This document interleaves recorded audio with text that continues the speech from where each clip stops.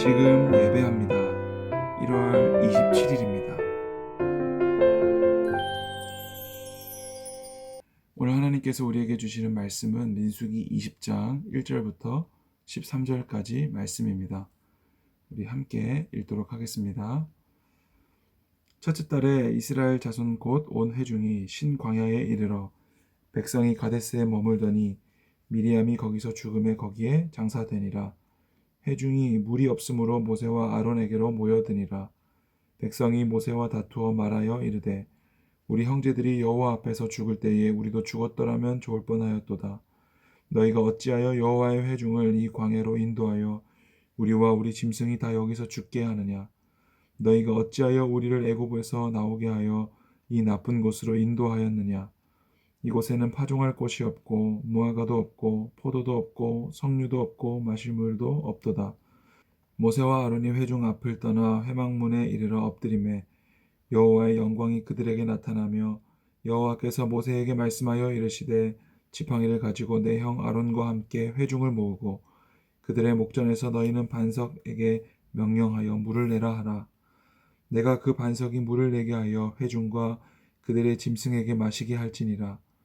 모세가 그 명령대로 여호와 앞에서 지팡이를 잡으니라.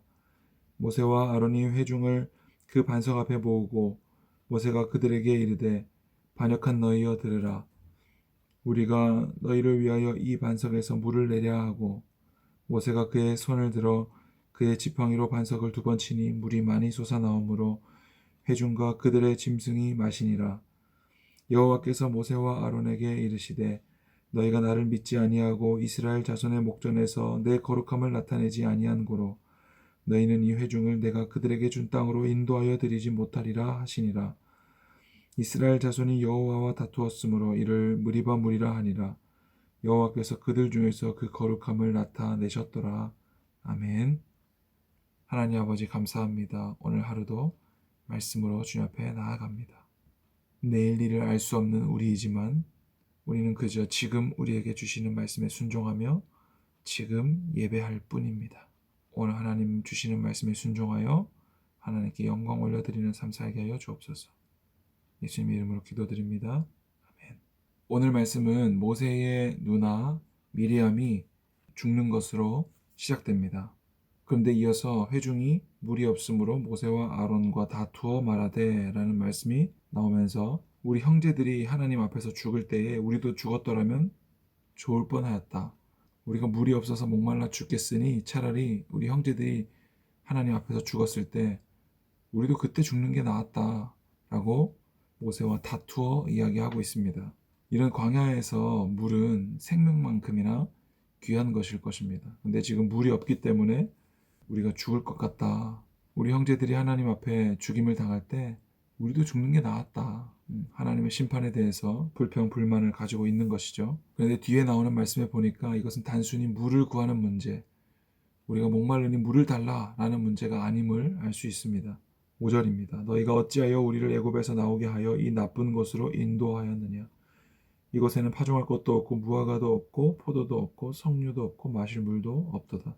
이 말씀을 보면 이들은 그냥 목마르기 때문에 물 좀 달라고 떼쓰는 게 아닌 것을 우리가 알 수 있죠. 애굽이 훨씬 더 좋았다. 왜 우리를 이 나쁜 곳으로 인도하였느냐. 하나님은 왜 우리를 구원한다고 그 좋은 곳에서 이 나쁜 곳으로 우리를 인도하여 내었느냐.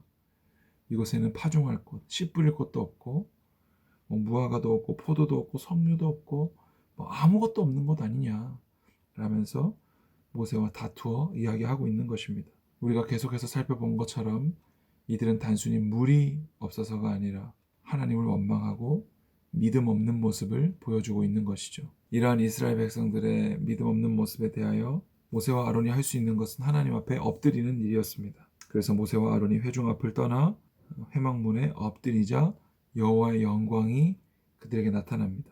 그리고 하나님께서는 모세에게 지팡이를 들고 반석에게 명령하여 물을 내라 이렇게 말하죠. 홍해야 갈라져라 외쳤던 것처럼 반석에게 물을 내라 라고 명령하라고 말씀하고 있는데 모세는 어떻게 하죠?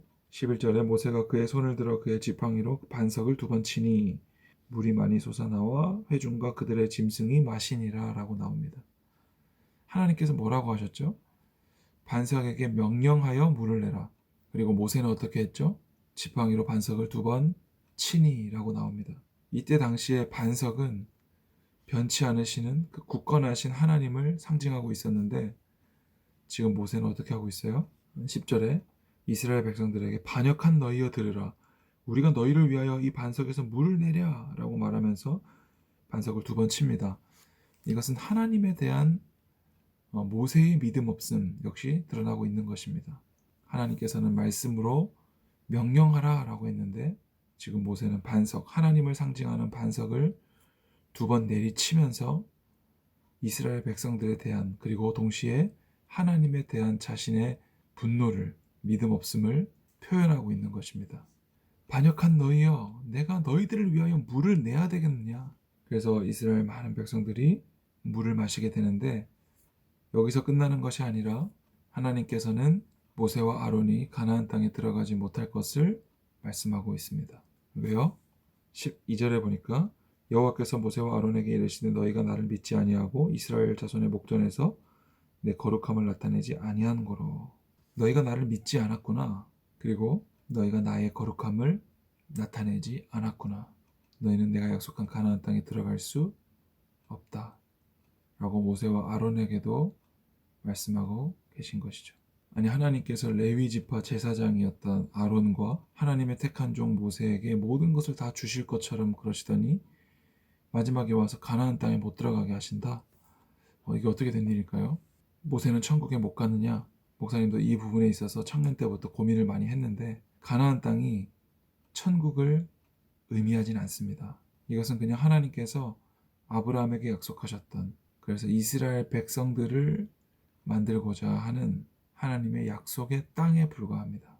왜냐하면 가나안 땅에는 여전히 이스라엘 백성들이 전쟁해서 쫓아내야 될 싸워야 할 가나안 족속들이 살고 있었고 여기가 진짜 하나님의 나라고 진짜 천국이라면 그곳에서는 전쟁과 또 다른 민족, 가나안 민족이 또 세상의 민족들이 있어서는 안 되겠죠.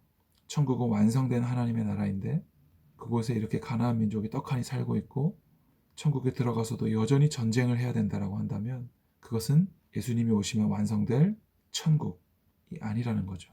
그러니까 가나안 땅은 말 그대로 하나님이 아브라함에게 약속하셨던 하나님의 백성, 이스라엘 민족들이 살아갈 땅에 불과하다는 것이죠. 그래서 모세와 아론이 가나안 땅에 못 들어간다고 해서 이들이 천국에 못 가느냐? 그건 아니다라는 거예요.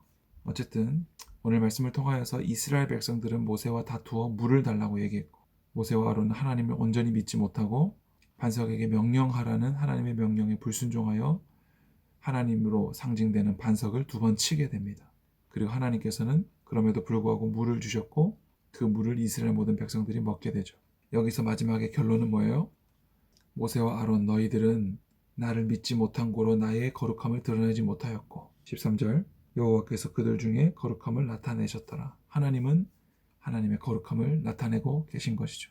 이스라엘 백성들과 모세와 아론은 하나님의 거룩함을 나타내지 못하였고 하나님은 자신의 거룩함을 나타내고 계시다라는 겁니다. 그러니까 결국에 믿음이 없고 연약한 이스라엘 백성들, 하나님의 거룩함을 드러내지 못하는 그들과 여전히 하나님의 거룩함을 드러내고 계신 하나님, 예수님을 믿는 우리들은 세상의 소금과 빛이에요. 세상에서 썩어질 것들을 짜게 하고 그리고 세상의 어두움들을 빛으로 밝히는 세상의 소금과 빛이라는 거죠. 왜요? 예수님을 믿기 때문에. 예수님을 믿는다는 건 뭐예요? 성령님이 내 안에 계시기 때문에. 그러니까 너희는 그 맛을 잃지 말라라고 이야기하죠. 내가 이번 주에 한번 짠맛 나게 살아봐야지. 내가 이번 주에 한번 빛으로 밝히 비추면서 살아봐야지. 이게 아니라 너희는 이미 세상의 소금과 빛이다. 그 맛을 잃지 말라라고 이야기하는 거예요. 그러니까 예수님을 믿는다는 것은 소금과 빛이라는 거죠. 예수님을 믿는다는 것은 그런 거예요. 하나님의 사랑과 은혜와 그분의 거룩함을 계속해서 나의 삶과 말로 드러내는 삶. 그것이 바로 목사님이 계속해서 강조하고 있는 믿는 자는 열매를 맺게 된다. 그리고 그 열매를 보고 믿는 자인지 아닌지 알 수 있다. 여러분 오늘 하루도 하나님께서는 우리를 통해 하나님의 거룩함을 드러내실 것입니다. 여러분 그것에 순종하세요. 우리가 오늘 하루 주어진 환경 속에서 하나님의 말씀에 순종하며 살아갈 때 우리를 통해 하나님의 사랑을 드러내시고 하나님의 복음이 흘러가게 하실 거예요. 그것이 이 땅에서 그리스도인으로 살아가는 것입니다. 우리의 힘으로 내 노력으로 하는 것이 아니라 그저 하나님께서 주시는 말씀에 순종하는 것으로 하나님의 모든 영광을 드러내는 삶. 그래서 그 누구도 자기 자신을 자랑할 수 없고 하나님을 자랑하게 되는 그것이 바로 예수님을 믿는 삶입니다. 오늘 하루도 우리 중등부 친구들을 통하여 하나님께서 영광 드러내시기를 기도합니다. 기도하겠습니다. 하나님 아버지, 오늘 이스라엘 백성들은 그저 목이 말라서 물이 없어서 모세와 다툰 것이 아니었습니다. 그들은 믿음이 없었습니다. 그들은 하나님의 구원을 만족하지 못하고 종살이하던 이전의 자신의 삶을 돌아보면서 예전의 삶이 더 나았다고 예전의 죄악들을 즐기는 자들이었습니다. 그럼에도 불구하고 하나님은 그들을 택하시고 약속의 땅으로 인도하시면서 그들에게 하나님의 영광을 드러내심을 감사합니다.